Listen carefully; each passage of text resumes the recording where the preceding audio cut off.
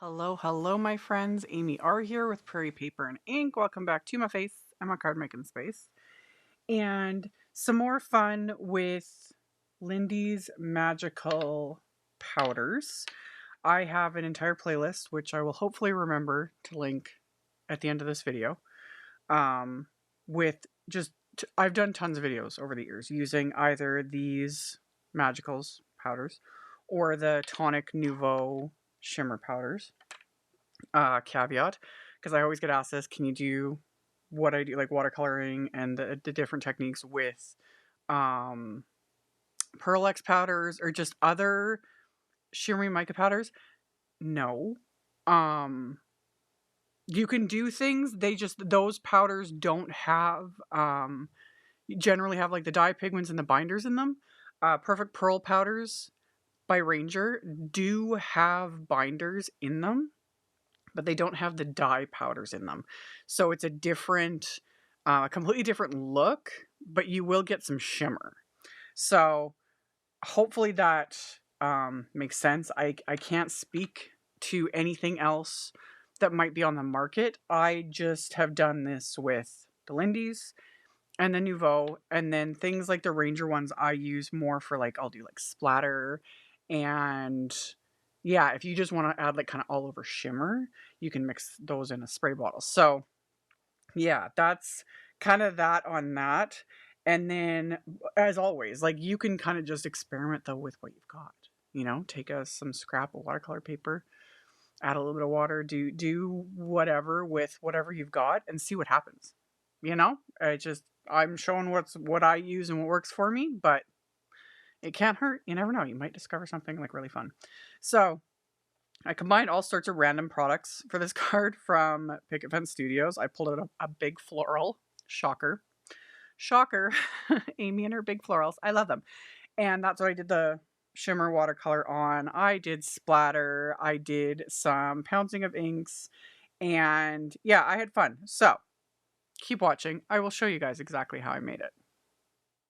So I'm using the Picket Studios Dahlia stamp. It's just one large individual stamp. And I've got some Canson XL watercolor paper and my MISTI. It doesn't really matter with this, like, what brand of watercolor paper, etc. Because sometimes it really does. The type of paper matters. But with this, just watercolor paper should be fine. So I've got the Canson XL, and I used my anti-static powder tool all across this because I don't want the embossing powder to stick to anything other than the stamped image.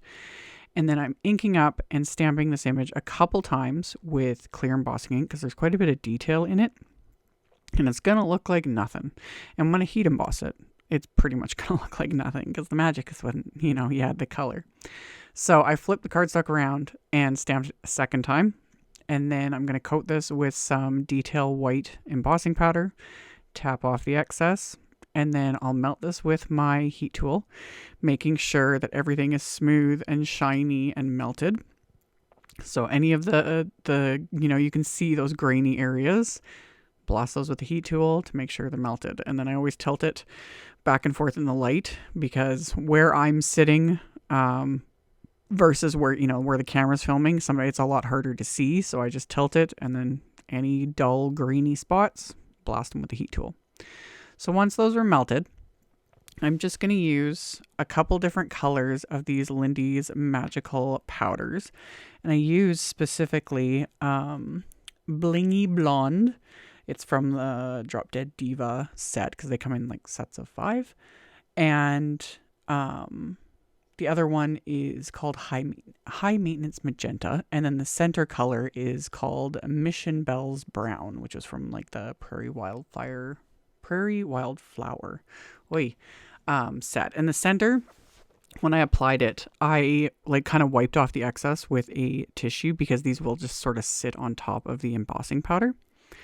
And then for the petals, I'm using like the yellow and the pink. On my screen, as I'm like editing this and doing the voiceover, it looks very green.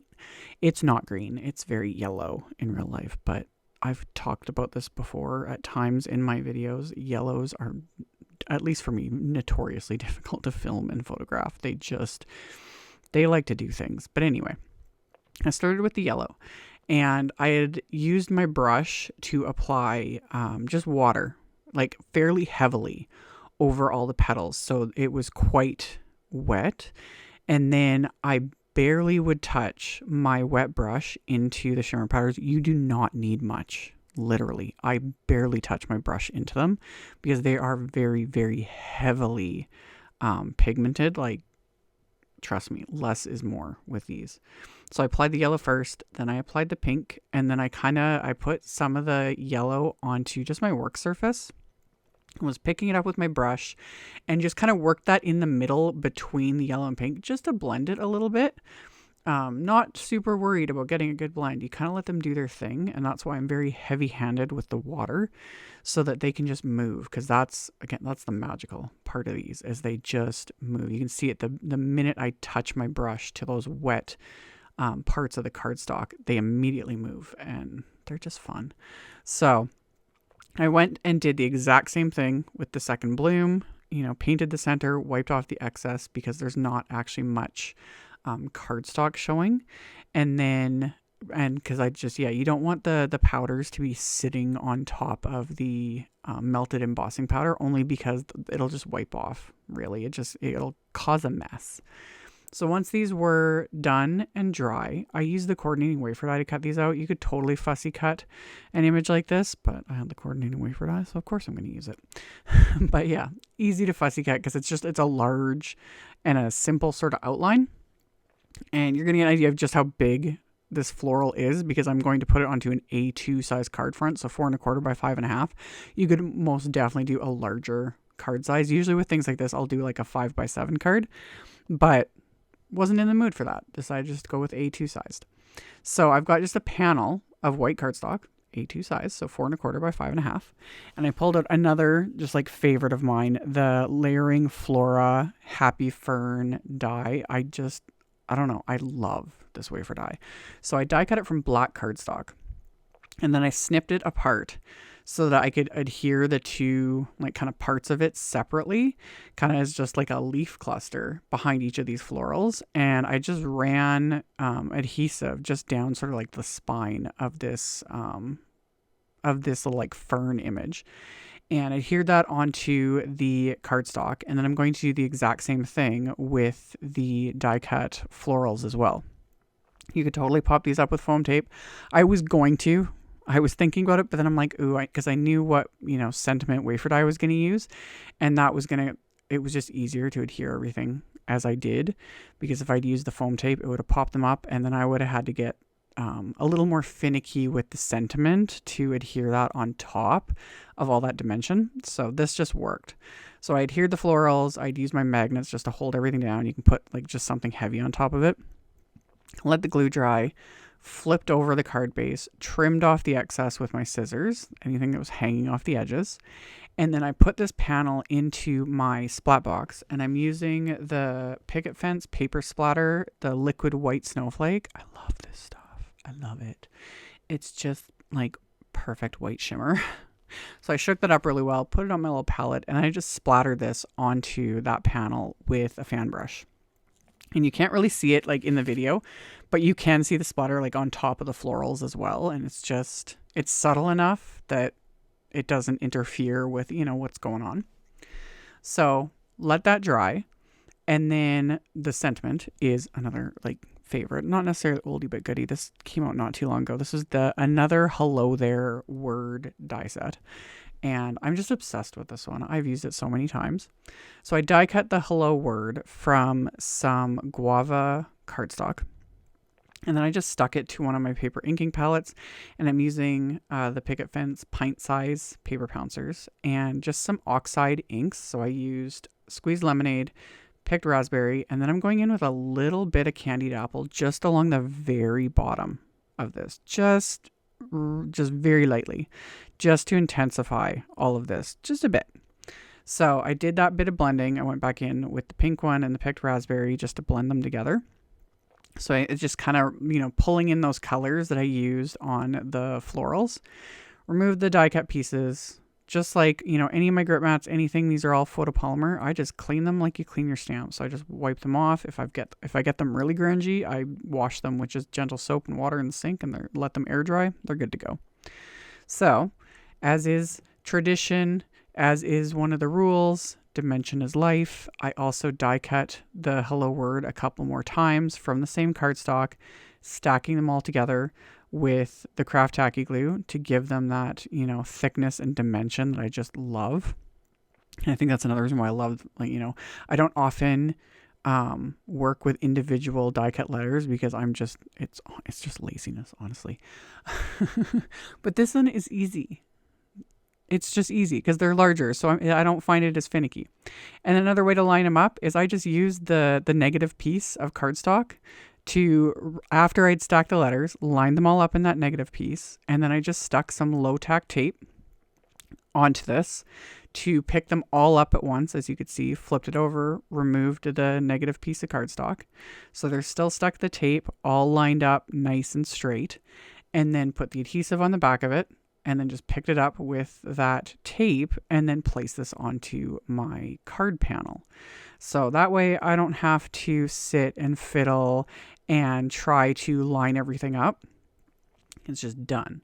So pressed it down, held the letters, removed that tape, let that dry, and then the remaining part of the sentiment I just die cut from a scrap of black cardstock, and then putting that same craft tacky glue onto this, just little tiny dots, doesn't need much. And then I'm going to adhere that right on top of the die cut letters. So once I've got that adhered into place, I need to do the card base itself. So my card base is going to be an A2 card made from the same just smooth white cardstock. So it'll be a 4 1/4 by 5.5 inch card. So I put the card base into my MISTI. So I've got the inside of the card here. And then I lined up that Dahlia image again, just along the lower kind of corner of the card base.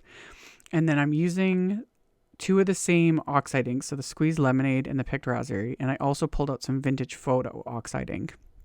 And this is where the pint-sized paper pouncers come in handy. I've shown this in other videos on my channel, using the larger ones to ink up stamps. But the nice thing with the smaller ones is I can get into, you know, smaller areas. So I started with the yellow because I always start with yellow no matter what I'm doing, or whatever the lightest color is. And obviously in this case, it was the yellow. So I used the Squeezed Lemonade, applied that with the pouncer. Then I applied the Vintage Photo into the center with the pouncer. And then I used the Picked Raspberry all around the edges of the petals with its corresponding pouncer.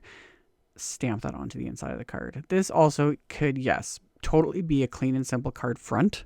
I just like adding stuff to the insides of my cards. And yeah, this stamp was, once it was stamped, I was like, ooh, I need to do this for like cards with this stamp because the detail was perfect with the colors of ink and pouncers and all the things. But stamp that on the inside, and then I pulled a sentiment from the Autumn Has Arrived stamp set, lined that up, and I stamped that with some VersaFine Claire Nocturne ink onto the inside of the card.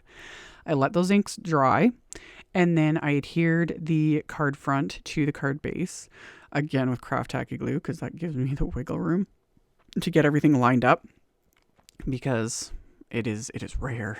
In fact, I can't even remember last time I've ever like applied anything straight. So got that adhered, again, let the glue dry. And then as a final bit of embellishment, I pulled out the neutral hearts embellishment mix again, because I just pick out the little clay hearts from the mix because I just like adding them to my cards.